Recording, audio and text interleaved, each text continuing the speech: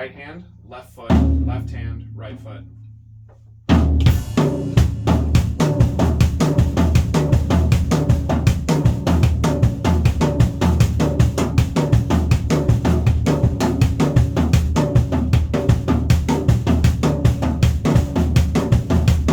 Let's go for 30 seconds.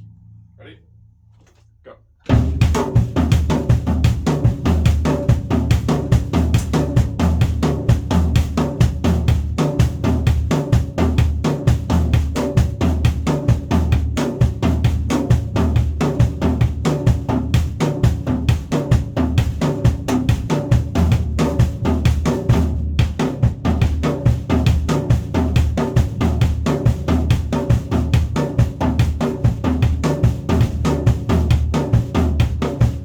Yep.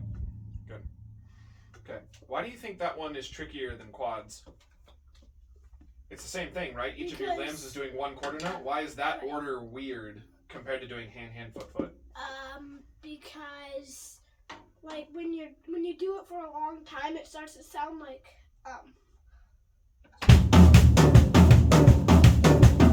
start like. So because of how it sounds? Yeah, I started to listen to.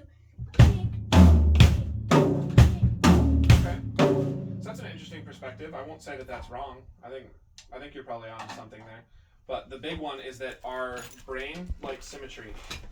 So when we do both hands and then we do both feet, it's like you drew a line across your waist this way, right? Hand, hand, foot, foot. When you draw a line this way, your brain likes to do right, right, left, left. Yeah. So it likes that same symmetry. So we're deliberately making an X back and forth because going from your right hand to your left foot and from your left hand to your right foot is the trickiest of all of those coordinations. So it's helping your independence. Have we used that word in here before? Yeah. Do you know what that means? What does it mean when I say independence? Independence not means a lot of things. Dependent on something.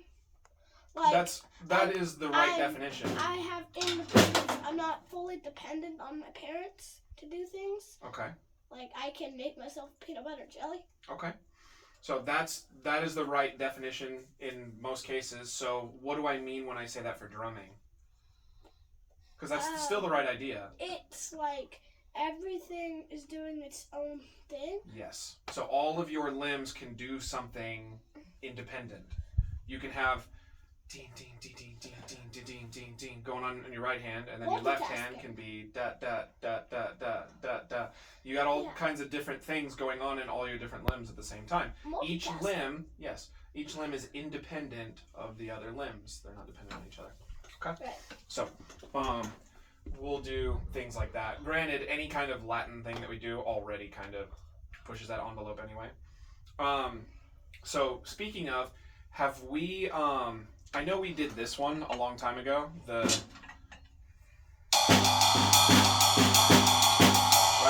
That's kind of a fancier mambo, but I've actually taken one and simplified it into a way that you could use it, where like if you joined a middle school band or something like that and they called a fast-paced Latin tune, you'd be able to hang with it.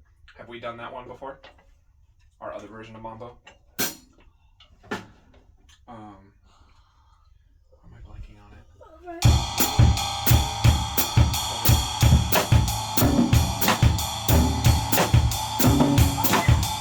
Have you done that one already? Yeah. Okay, let's try that one, because you're going to remember that one.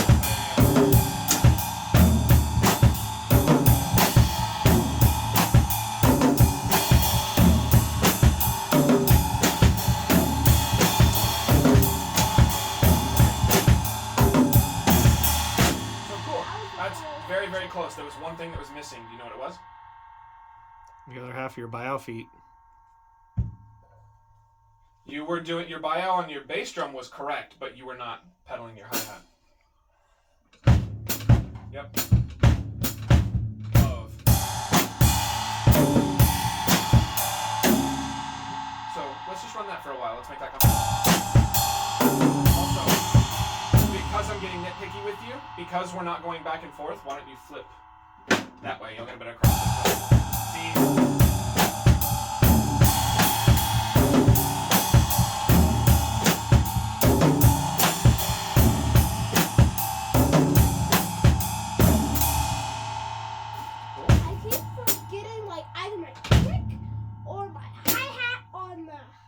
a lot of things all going on at once. Yeah. It's 4, maybe 5 different people's parts all at the same time. The toms, someone would be doing that on congas.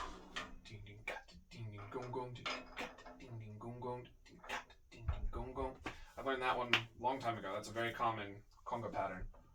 You've got your cross stick, you've got bow, feed, you have a ride going. You've got a lot of things that are all going on at once. In fact, your left hand is kind of doing double duty. It's really kind of like a clave and a conga part at the same time. Or even It's triple. kind of a mixed sort of bag. Yeah. So, Yeah, it's a tricky thing.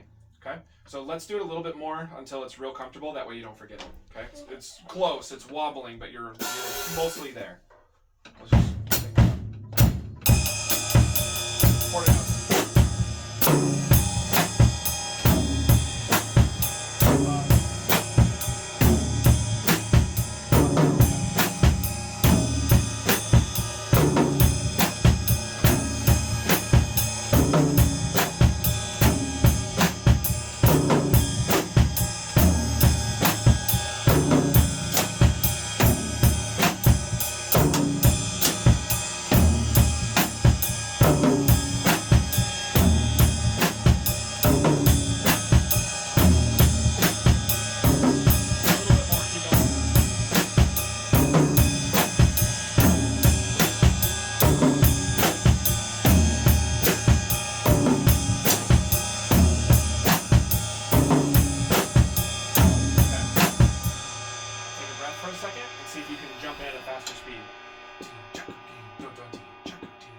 See if you can grab it.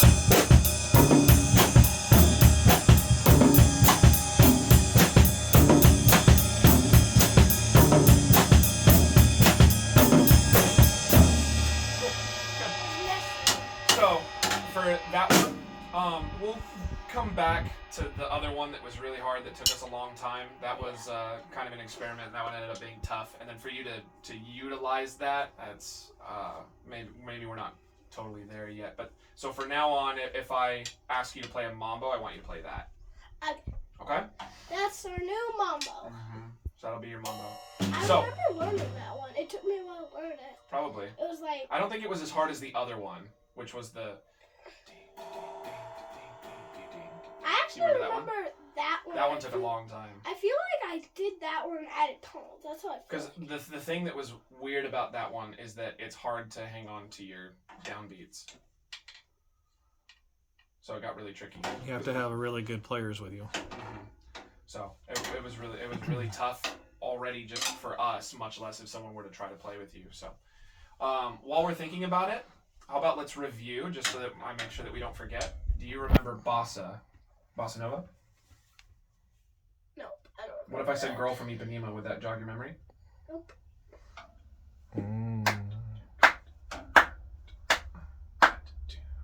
I remember the tooth club. So play that part. So the clave is going to come in when we move. It's going to be the partito alto, and we're going to use that for samba, which I'm pretty sure you've already done before, but we'll review it. Yeah.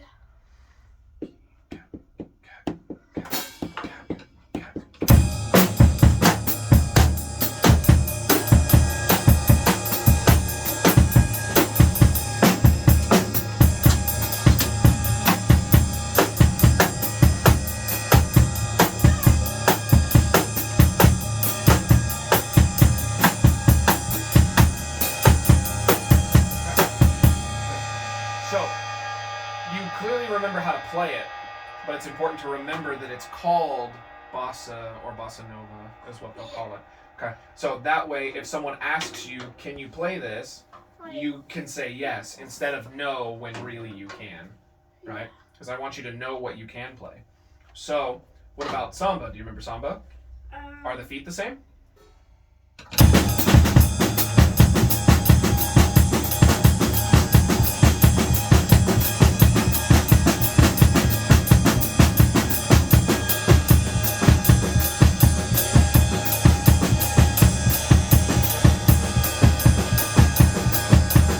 Do you remember with the partito? Da, da, da, da, da. Da. it's this one.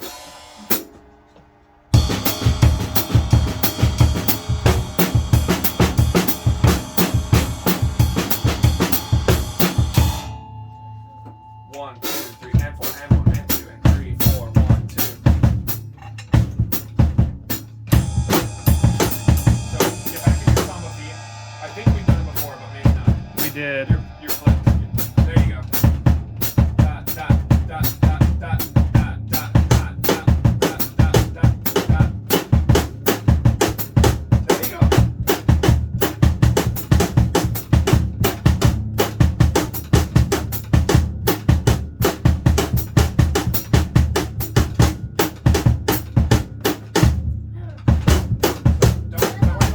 Don't worry about going so fast. So you can go a little bit slower. It's down, down, up, up, up, down, down. Down, down, up, up, Mhm. up, down, down. So 1, 2, 3, and 4, and 1, and 2, 3, 4. And then you repeat it. So try going, medium tempo. Down, down, down, down. Up, up, up. 3, 4, 1, 2. And 4, and 2, 3, 4, 1, 2. And 4, and 2, 3, 4, 1, 2. And 4, and 2, 3, 4. 3, and 4, and 2, 3, 4, 1, 2. Yeah.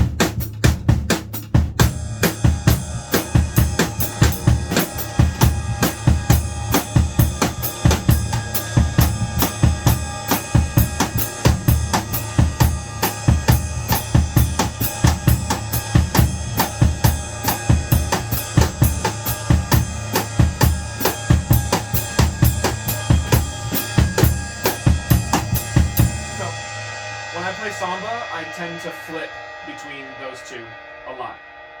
So, if it's a section where there's a little less going on, maybe not a melody, we're kind of vamping, doing things like that, I'll move into the partito alto to give it some more movement. But then if someone starts singing or someone starts taking a solo or something like that, then I back off a little bit and go back to the first one, Yeah. just to kind of stay out of the way. Okay? So so- they'll stand up. So those ones are all really important if you get into middle school or high school and they start calling some Latin tunes. Okay, if you could pull that off, a partito alto at a medium fast speed at a middle school, they're gonna freak out. They're not gonna know what to do with somebody who can do something like that. So. Well, when I get into middle school, I'm gonna do it. Mm-hmm.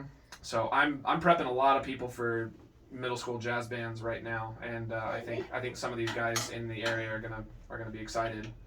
Especially as someone who I just took in 10 kids at a high school that didn't know anything about music at all. And so my thought is to get an advanced kid in a middle school band could really help propel a middle school jazz band to some competitions and stuff. And it would be really fun. Because I think if the drummer's good, it kind of helps the rest of the band to be good. I think If it your drummer's encourages not them good, and- the band's not Although good. I would I don't really want to say that, but I also kind of mean that. I would really not be the. I would not be the person you put in the middle school band. Not me. Well, we'll see what you want to do, but I want to get you playing. Is what I want. I want more things like You that want that more that concert concerts? with Rachel. That's what I want. You want more of those. Mm-hmm. I wish I could just host. Yeah, I was hoping concerts. something was coming up here sometime soon, but I was too. She apparently has a concert on Saturday, and I haven't heard anything about it. I think Wyatt's playing, but she went through Wyatt's family and not through me. So maybe our collaboration is only for the winter one, and she's got some summer thing that she's doing on the side. But yeah. Well, she asked him to oh yeah, remember at the end that's of the right. concert. I heard about that too, yeah. Oh, at the end of the concert, I was actually standing there, yeah. Well, we'll get you playing. Worst case scenario, you're not that far from being able to sit in with me at church. At least for one song. Probably I'd have you come up for a closing song. When we get better at doing this, I could have you play postlude with my piano player. We do that all the time, where she walks up with a notebook full of songs and she goes, "We're gonna play this one today," and she puts it in front of me and then we play it together. Sight reading. So we get you to a point where you can do stuff like that. That'll be really fun too. You could probably play like the last song at church and then you can play the postlude. Something like that would be really cool. Yeah, it's like maybe like the leaving song, like in my Mhm. school. Yeah, the leaving song. That's Yeah, like postlude when the is that's what it means. priests like walk out. That'd be it. Yep. So we, after the pastor is done talking, then the band goes back up. So you would probably go back up. You would play the last song, and then when he dismisses and everybody's allowed to leave and they start walking outside, that's when the piano player says, "Okay, we're gonna play this one," and then we play it together. And Okay. then you can play a song while everybody's leaving. And what tends to happen is people stop and they kind of linger and they watch. And they're like, "Oh, this is cool. I want to see what's going on." So. But yeah, if we can get you to a point where I feel like you can reliably learn those quickly, because you can, some of the songs that we've learned in here already are harder than some of the songs that I play for the church. What, Monster? Not Monster, but you've had some other ones that you've played that are Heathens? fairly tough. Heathens is the easiest song that you've played, but There's the one feel I couldn't get. digga digga digga. You can get it now, though. Yeah, I definitely think you can now. Yeah. So the way I play it usually is 1, 2, 3, 4, 5, 6, 1. I do. Yep. Yep. Yep. So you could definitely do it now. But yeah. So in fact, maybe we'll look at something over the summer. Might be a good one. The big thing that you'd have to remember is that when you're playing at a church, you can't crush like you do in here. You can't do it. And my dad who leads, he will call you out on it. So you got to play at a medium volume. Or even low. Or even low. Low would be great too. Maybe they want some, at the higher parts of the song, they might want you to jump up to a medium, not play low the whole time, but Yeah. but definitely when you're crushing in here, that's louder than I ever play over there. So Well, at least now I know that. I'll let you play that loud in my studio. yeah. Okay, let's do a little bit of this and then we'll jump into the Houghton book.